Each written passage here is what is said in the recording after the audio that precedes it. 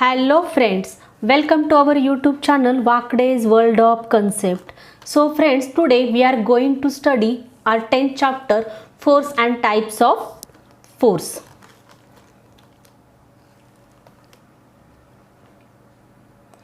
So observe and discuss. पहा इथे आपल्याला काही पिक्चर्स दिलेले आहेत. These are various actions. इथे आपल्याला वेगवेगळ्या ॲक्शन्स इथे दाखवलेल्या आहेत. Will a boat move ahead unless pushed with the help of an or.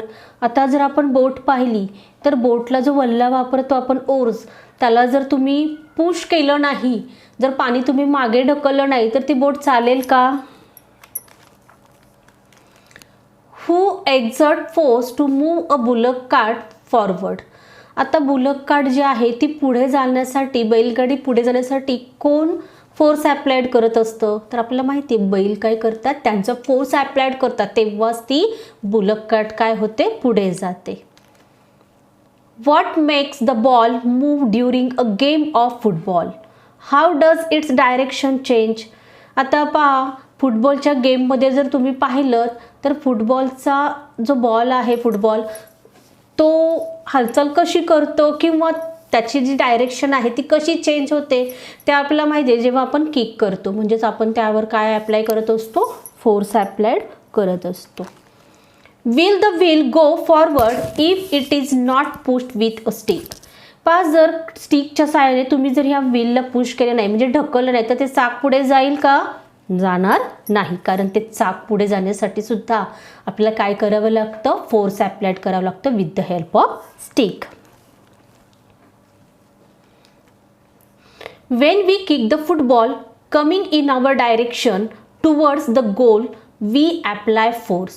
In day-to-day life, we do many actions such as lifting, pulling, riding a bicycle, and stopping it at times, pushing a load, squeezing or bending something, and driving vehicles. It is necessary to apply force for doing all these actions. Force is applied to an object to pull it or push it in any manner. पहा, आता when we kick the football coming in our direction, ज्या वेळेला आपल्याकडे येणारा जो ball आहे त्याला आपण काय करतो, किक करतो टुवर्ड्स द गोल, म्हणजे आपण गोलकडे त्याला काय करत असतो, किक करत असतो. That time we also apply the force. त्यावेळेला आपण त्या बॉलवर काय अप्लाय करत असतो, फोर्स म्हणजे बल लावत असतो.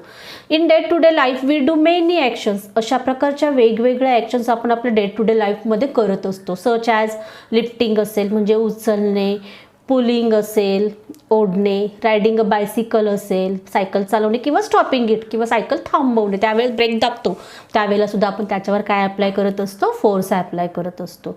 पुशिंग अ लोड, एखादं ओझं जेव्हा आपण ढकलतो, किंवा स्क्वीजिंग ऑर बेंडिंग समथिंग, पिळणे किंवा वाकवण्यासारख्या गोष्टी असतील त्यावेळेस सुद्धा आपल्याला काय अप्लाय करावं लागतं, फोर्स अप्लाय करावं लागतो. अँड ड्रायव्हिंग व्हेकल्स ड्राईव्ह करताना सुद्धा आपल्याला फोर्सचा यूज करावा लागतो. It is necessary to apply force for doing all these actions. या सर्व ॲक्शन्स जर करायचे असतील तर आपल्याला फोर्स अप्लाय करावा लागतो. Force is applied to an object to pull it or push it in any manner.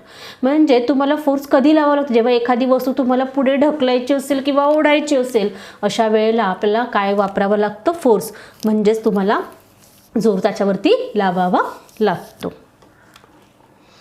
No object change its position on its own. म्हणजे कोणतीही वस्तू स्वतःची पोझिशन स्वतः बदलत नाही. Force is required to move an object. जर वस्तूला जर तुम्हाला हलवायचं असेल, मूव्ह करायचं असेल, तर आपल्याला त्याच्यावर काय अप्लाय करावा लागतो, फोर्स अप्लाय करावा लागतो. Force is use to change the direction of an object in motion or to stop it.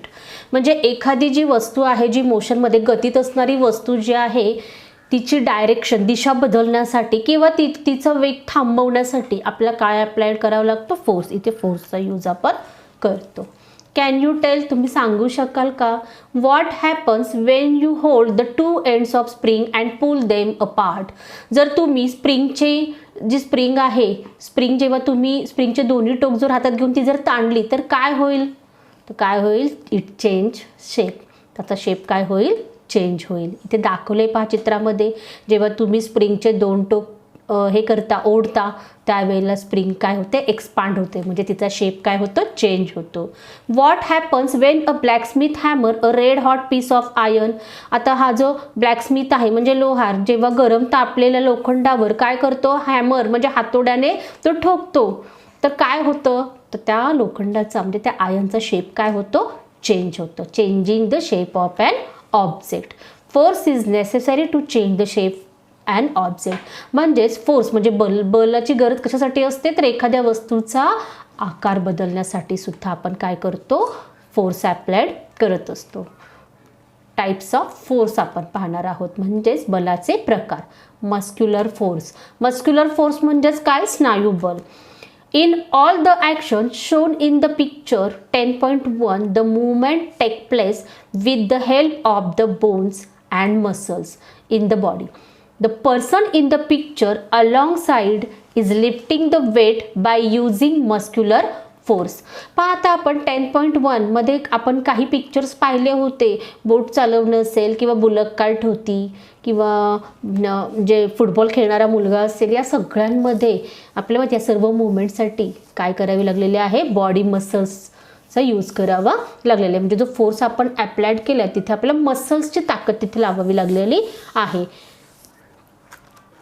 The force applied with the help of muscles is called muscular force. म्हणजे जेव्हा तुम्ही force applied करत असता त्यावेळेला जेव्हा तुम्हाला मसल्सचा म्हणजे आपल्या स्नायूंचा उपयोग तुम्ही करता त्या फोर्सलाच काय म्हटलं जातं मस्क्युलर फोर्स. पहा इथे आपल्याला एक्झाम्पल दिलेलं आहे मस्क्युलर फोर्सचं. The person in the picture is lifting weight by using muscular force. म्हणजे हे वेट लिफ्टिंग करण्यासाठी आपल्याला काय करावे लागते मसल्सची ताकद लावावी लागते. म्हणजेच हा कोणता फोर्स आहे muscular force. Use your brain power for which task in your day to day life do you use muscular force. तुमच्या रोजच्या जीवनामध्ये कोणती कोणती कामं करण्यासाठी तुम्हाला मस्क्युलर फोर्स यूज करावा लागतो त्याचे एक्झाम्पल तुम्हाला शोधायचे आहेत. Now second type is mechanical force. We use different machines for doing many task. Muscular force is used for running some machines. Some machines are run by using electricity or fuel. Machines like the latter are called automatic machines because a mechanical force is used here. For example, swing machines, electric pump, washing machine, mixer, etc. Make a list of other such machines. पाहता आपण आपल्या रोजच्या जीवनामध्ये आपली कामं जे task आहेत ते सोपे व्हावेत म्हणून आपण काय करतो मशीन्स यूज करत असतो. यातल्या काही ज्या मशीन्स आहेत त्याला मस्क्युलर फोर्सची गरज असते. फॉर एक्झाम्पल स्विंग मशीन पहा जी चालवायला लागते. Sometimes we use muscular force there. Some swing machines are also run by electricity. म्हणजे काही ज्या मशीन्स आहेत त्या चालण्यासाठी आपल्याला मस्क्युलर फोर्सचा उपयोग करावा लागतो तर काहींना इलेक्ट्रिसिटी किंवा फ्युएल यूज करावा लागतो. आता काही कशा असतात मशीन्स ॲटोमॅटिक मशीन्स म्हणजे स्वयंचलित मशीन्स असतात. आता आपल्याला इथे पाहायचं आहे काही एक्झाम्पल दिलेले आहेत आपल्याला मेकॅनिकल फोर्सचे. स्विंग मशीन असेल, इलेक्ट्रिक पंप असेल, वॉशिंग मशीन असेल किंवा मिक्सर, हे सर्व काय आहेत मशीन्स आहेत. यालाच आपण या फोर्सलाच आपण काय म्हणतो mechanical force. The force applied bye means of machine is called mechanical force. म्हणजे जेव्हा आपण जे फोर्स लावतो बल लावतो त्यासाठी आपण कशाचा उपयोग करत असतो मशीनचा. अशा फोर्सलाच मेकॅनिकल फोर्स असं म्हटलं जातं. Now third type is gravitational force. Gravitational force म्हणजेच काय गुरुत्वीय बल. If an object is thrown upward by applying force it reaches a certain height and comes down again. Why is this so. पहा आपण एखादा पदार्थ एखादी वस्तू जेव्हा तुम्ही वर फेकता तेव्हा ती एका सर्टन पॉईंटला पोहोचते आणि पुन्हा ती खाली येते. असं का होतं. Why do fruits on the trees fall to the ground. म्हणजे झाडाची फळं ही नेहमी जमिनीवरच का पडतात. याचं कारण पहा इथे आपल्याला दोन्ही एक्झाम्पल्स दिलेले आहेत. इथे हा जो मुलगा आहे तो बॉल वर फेकतोय. म्हणजे कोणताही ऑब्जेक्ट जेव्हा आपण वर फेकतो तेव्हा तो काय होतो सर्टन हाईट आफ्टर तो खाली यायला लागतो. किंवा झाडांची फळं सुद्धा कुठे येतात खाली येतात. तर याचं रिझन काय आहे the earth pulls all the object towards itself. पृथ्वी काय करत असते, सर्व पदार्थ स्वतःकडे खेचून घेत असते. The force applied by the earth to pull object towards itself is called gravitational force. म्हणजे पृथ्वी स्वतःकडे सगळे पदार्थ काय करत असते, खेचून घेत असते. या फोर्सलाच काय म्हटलं जातं, ग्रॅव्हिटेशनल फोर्स म्हणजे गुरुत्वीय बल असं त्याला म्हटलं जातं. Now in the past sir Isaac Newton discovered gravitation in the 17th century. पहा सर, आयझॅक न्यूटन यांनी ग्रॅव्हिटेशनचा म्हणजे गुरुत्वाकर्षणाचा शोध हा कधी लावलेला आहे, 17th century मध्ये. The earth's gravitational force act in direction opposite to that of an object moving upward. Hence the speed of that object goes on decreasing till in the end it becomes zero. Then the object starts falling down instead of going up any further. While falling, its speed goes on increasing all the time due to the gravitational force. म्हणजेच काय, आता पहा, earth gravitational force acts in the direction of opposite to that and object moving upward. म्हणजेच पृथ्वीचे गुरुत्वीय बल हे काय करत असतं, नेहमी वर जाणाऱ्या वस्तूच्या विरुद्ध दिशेने ते काम करत असतं. त्यामुळे काय होतं,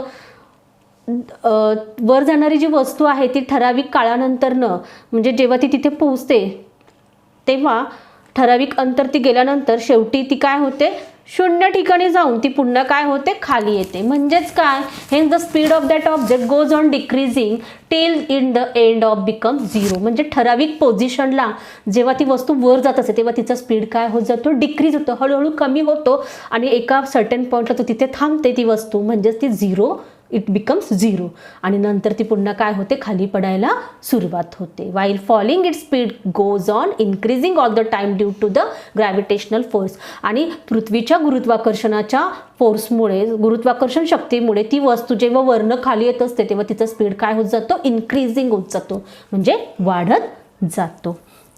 तर आज आपण फोर्सचे काही टाईप्स पाहिलेले आहेत. पुढील टाईप्स आपण नेक्स्ट व्हिडिओमध्ये पाहणार आहोत.